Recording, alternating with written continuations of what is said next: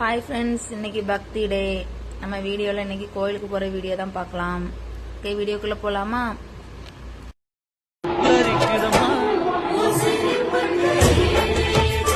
அம்மா